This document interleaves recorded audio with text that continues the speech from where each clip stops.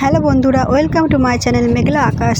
আজ আমি রান্না করব খুবই স্বাস্থ্যকর একটি রেসিপি, পেঁপে চিকেন। আমার মা প্রথমে মাংসটা ভালো করে পরিষ্কার করে ধুয়ে দিয়েছে। এর মধ্যে আমি নিয়ে নেব হলুদের গুঁড়ো, লঙ্কার গুঁড়ো আর ধনে গুঁড়ো, সর্ষের তেল, আদা বাটা, রসুন বাটা, পেঁয়াজ কুচি, টমেটো কুচি দিয়ে ভালো করে আমি মাংসটা মেখে রেখে দেবো। তো বন্ধুরা, আমার মাখানো হয়ে গিয়েছে। এটা হচ্ছে হাতে মাখা চিকেন। তো হাতে মাখা চিকেনটা আমি কি করে মাখিয়েছি আর একটু বলে দিই। হলুদের গুঁড়ো, লঙ্কার গুঁড়ো আর ধনে গুঁড়ো, সর্ষের তেল, নুন আর হচ্ছে পেঁয়াজ, টমেটো কুচি আর আদা রসুন বাটা, সর্ষের তেল দিয়ে ভালো করে আমি মেখে রেখে দিয়েছি। তারপরে একটা কড়ার মধ্যে সর্ষের তেল নিয়েছি। সর্ষের তেলটা গরম হয়ে যাওয়ার পরে এর মধ্যে আমি মাংসের আলুগুলো লবণ আর হলুদ দিয়ে লাল লাল করে ভেজে নেব। তো বন্ধুরা, আপনারা পুরোপুরি এই স্বাস্থ্যকর হাতে মাখা পেঁপে চিকেনের রেসিপিটি দেখুন, আপনাদের অবশ্যই ভালো লাগবে।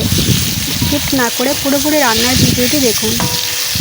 তো বন্ধুরা, আমার আলু প্রায় ভাজা হয়ে গিয়েছে, আর একটু লাল লাল করে ভেজে তুলে নেব।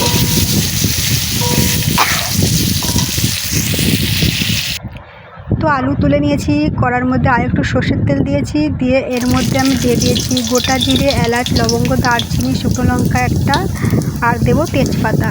দিয়ে এটা আমি হালকা করে ভেজে নেব। নিয়ে এর মধ্যে আমি হাতে মাখা চিকেনটা দিয়ে দেব।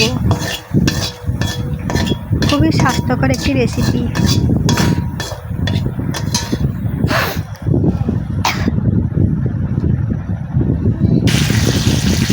তো বন্ধুরা, কড়ার মধ্যে আমি হাতে মাখা চিকেন দিয়ে দিয়েছি। দিয়ে খুন্তি দিয়ে ভালো করে নাড়াচাড়া করে নিচ্ছি।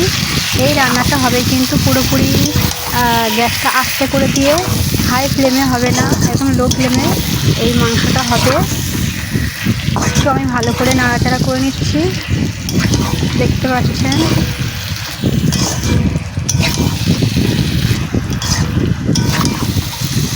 এরপরে আমি এটা ঢাকা দিয়ে দেবো।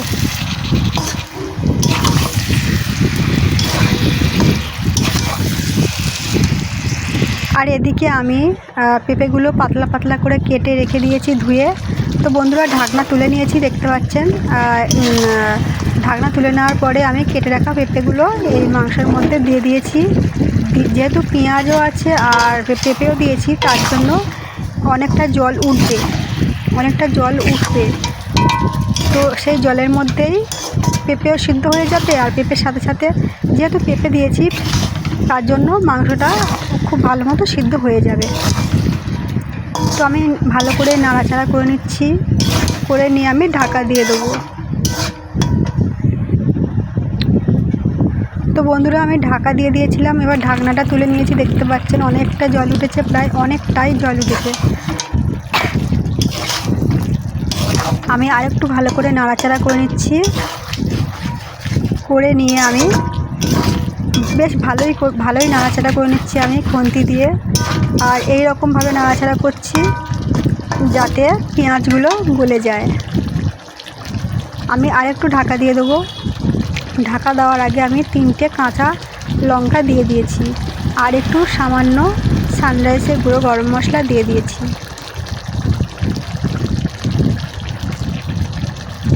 দিয়ে আমি ভালো করে নাড়াচাড়া করে নিচ্ছি। আমি কিন্তু এখানে কোনো প্রকারে বেশি লঙ্কার গুঁড়ো ইউজ করছি না।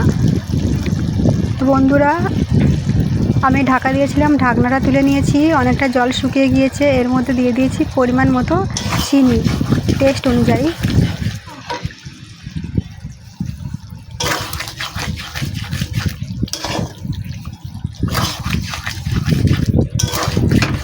তো আমি এরকমভাবে ভালো করে নাড়াচাড়া করে নিচ্ছি যাতে পেঁয়াজগুলো একদম গলে যায়।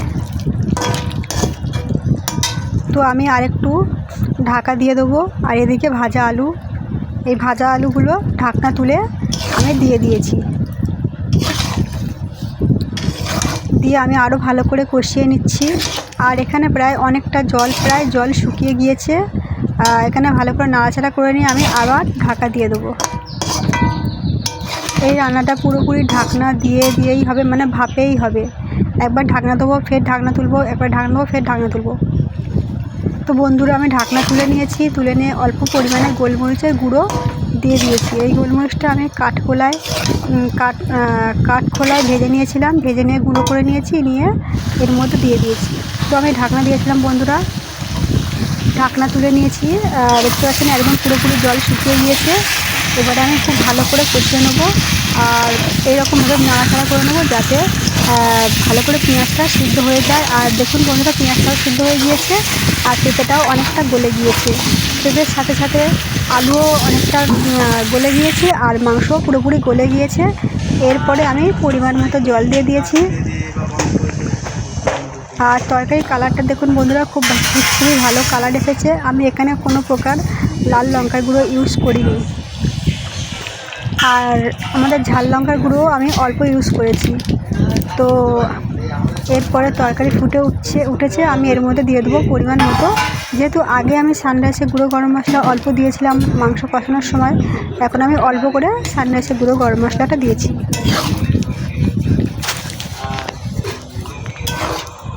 তো আমি আরেকটু ভালো করে ঢাকা দিয়ে দেবো, আরেকটু ঢাকা দেবো। এখানে দেখুন বন্ধুরা, পেঁপে পুরোপুরি সিদ্ধ হয়ে গিয়েছে আর মাংস এতটাই ভালো সিদ্ধ হয়েছে যে খুলে খুলে পড়ে যাচ্ছে। তো বন্ধুরা, আমার এই ঘরোয়া খুবই সুস্বাস্থ্যকর হাতে মাখা পেঁপে চিকেনের রেসিপিটি কেমন লাগলো? যদি ভালো লেগে থাকে তাহলে অবশ্যই লাইক, শেয়ার, কমেন্ট এবং সাবস্ক্রাইব করে আমার পাশে থাকবেন নেক্সট ভিডিওটি দেখার জন্য। আর আপনারা বাড়িতে কীভাবে পেঁপে চিকেন বানান সেটা অবশ্যই কমেন্টে জানাবেন। সবাই ভালো থাকবেন, সুস্থ থাকবেন আর সবাইকে ভালো রাখবেন। তো হাতে মাখা পেঁপে চিকেনের রেসিপিটি যদি ভালো লেগে থাকে তাহলে অবশ্যই আপনারা বাড়িতে বানাবেন। তো আমি এখানেই ভিডিওটি শেষ করছি। সবাইকে ধন্যবাদ।